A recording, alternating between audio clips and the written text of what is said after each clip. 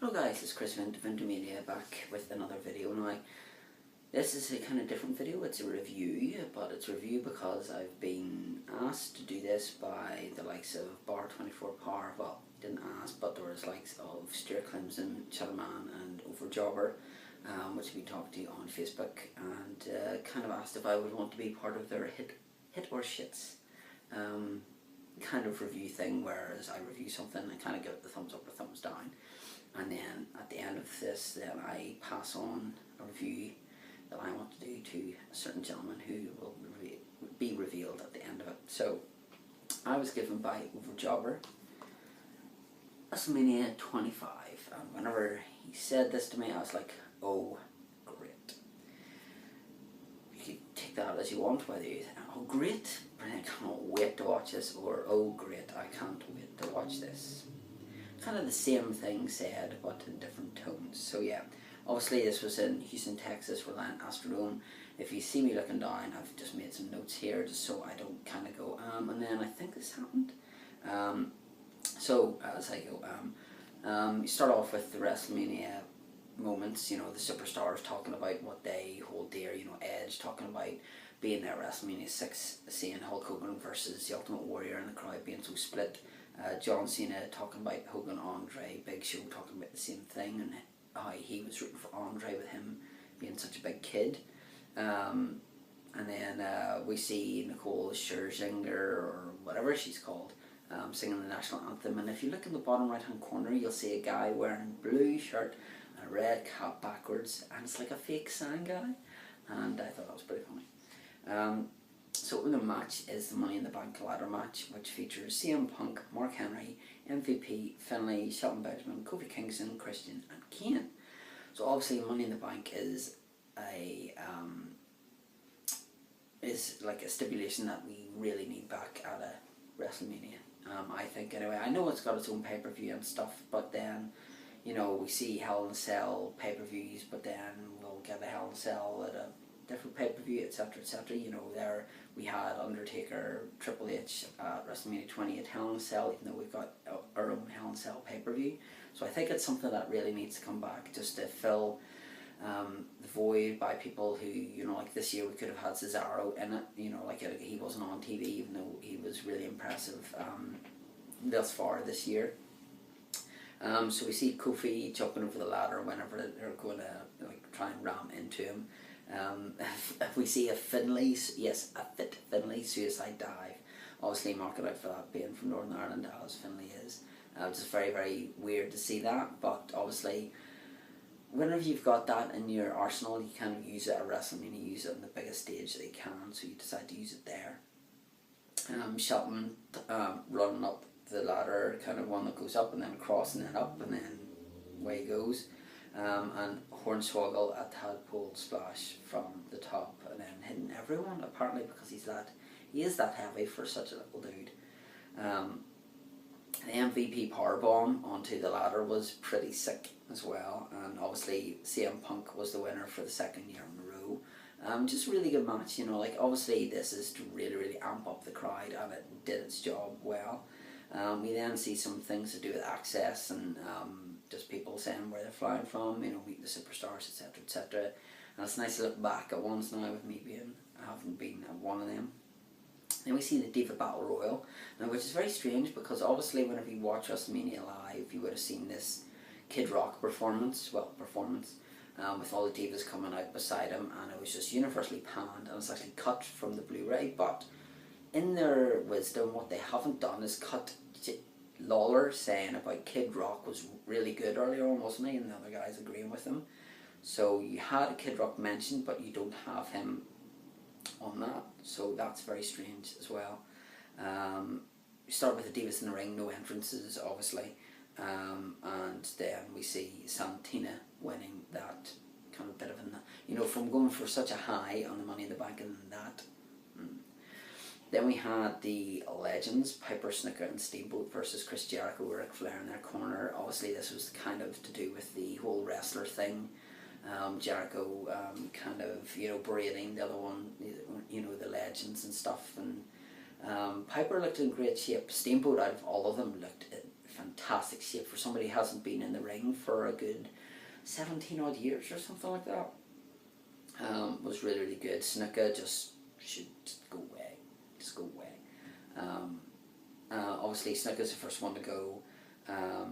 Piper starts it, and we see a Roddy Piper drop kick. Yes, yeah, Roddy Piper drop kick, which we never saw whenever he was in his prime. I don't think so. Seeing it whenever he's past his prime doing that, and it wasn't a very good one at that. Snuka taps out to the walls of Jericho. Piper then loses, getting pinned by an enziguri that Jericho does, and then we have the brilliant backwards and forwards matches, spots from Jericho and Steamboat. Now obviously this was really good, but Jericho would say, and I would say so as well, that his match against Steamboat at the Backlash, which follows his pay-per-view, was brilliant. I just thought that was really, really good. As I say, for somebody who hasn't been in the ring for that long, like Shawn Michaels in SummerSlam 2002, it was like 7 years or something, and just come back and just like that, just like they've never lost it. And then we see the Jericho and Mickey Rourke confrontation, which, yeah. Then we have the Hardys match, which really I was not interested in at all. You know, Extreme Rules, yada yada yada. You know, the whole lead up to this with the pyro mishap, the car being rammed off the road, the fire, then apparently Hardy started and killed Jeff's dog, and I remember him holding up the dog collar and things like that, and you know, a very dark side of Matt Hardy. We see Jeff Hardy going to do the Whisper in the Wind, and Matt Hardy just whack him on the backside with the chair, which was a pretty good spot. Then we had a table with Matt Hardy on it, with a chair with another table, with Jeff Hardy doing a big splash on top of it, just all the way through it, which was pretty good. Jeff then takes a twist of fate from the chair around his neck, and then Matt pins him.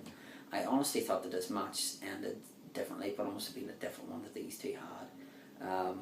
So that was that. We see Orton backstage with Legacy, nothing really much said, but just to see, you know, like that was obviously Cody, Ted DiBiase. JBL versus Rey Mysterio. Rey Mysterio coming out as the Joker, and then there was a line said, obviously Heath Ledger had passed away, and JR says, oh, I think he's alive and well, or something like that, which I thought they would have cut, because I know JR got a lot of heat for saying that, but kept in again. Less than 18 seconds was this match? No, it was 21 seconds. And JBL says he retires because Rey Mysterio beat him and wins the Intercontinental Championship. JBL's gone on record as saying that he would have wanted his last match to be with Eddie, but since Eddie Guerrero was no longer with us, sadly, Rey Mysterio is the next best thing. We then see Shawn Michaels versus The Undertaker, which is the sole reason why you need to buy this pay-per-view if you don't already have it. Yes, there was one on 26, but 25 for me is a better one. That's the only reason. Well, come on in a minute. We see the crossface that Shawn Michaels puts on The Undertaker. Cena, you need to watch that and learn how it's actually put on properly. Tombstone Piledriver from The Undertaker. Shawn Michaels kicks out. The Undertaker's face is just like, you know, one of disbelief. Suicide dive over the top by The Undertaker. Sim Snuka as the cameraman trying to catch him, fails miserably. Undertaker kind of just goes like that and bang, right on his head. Obviously you see Shawn Michaels trying to buy some time, trying to get The Undertaker to get himself back together again. I'm sure nobody in that arena wanted to be Sim Snuka that night of that. And then we see like Shawn Michaels going to skin the cat. Undertaker catches him doing the tombstone, that's where he kicks out of. So many backwards and forwards, bits and pieces. We then see Shawn Michaels top rope doing the moonsault. Undertaker grabs him, tombstone. That's it, done. 1, 2, 3. It's truly fantastic match, and the build up for this and next year's match was really good. We then see the Edge Big Show John Cena match, which again, any match that follows Undertaker matches, the crowd's not interested in. This year it happened with Triple H and Brock Lesnar, that because of the awesomeness that was Undertaker CM Punk, nobody was really up for, you know, like we were all burned out. So then we have that match there. Pretty much, you know, a forgetful match in my opinion. So it is.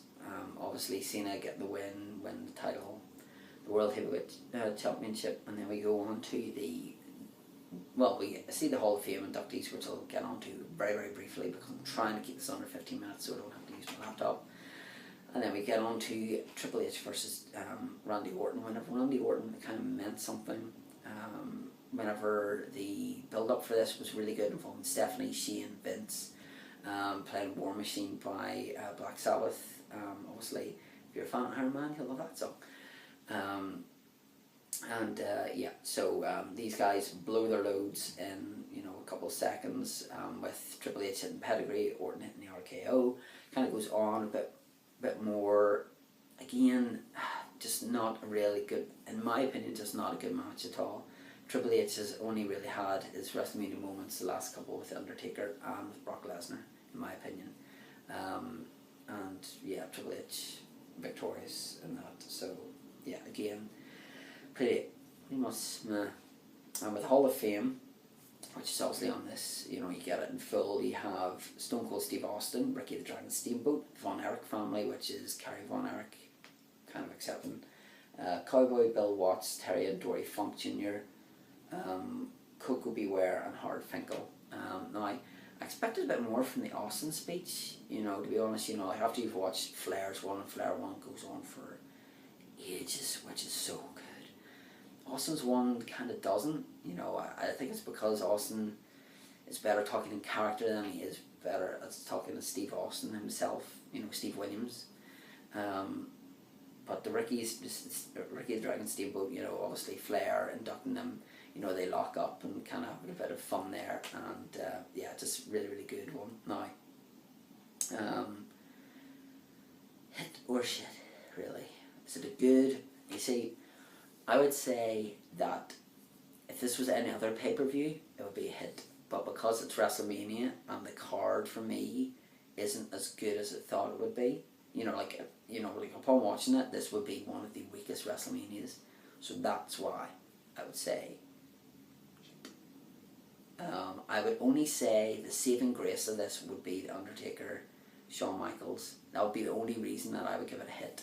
But for me, the pay-per-view, if you're measuring from top to bottom, that's what I would say it would be. I would say it'd be that. So that's my review of that. So I have to pass on a review now to Mr. Big Ran 1990, Chris Hill. And I'm going to ask Chris to review Money in the Bank 2010. If you know why I'm asking him to review this, fair play.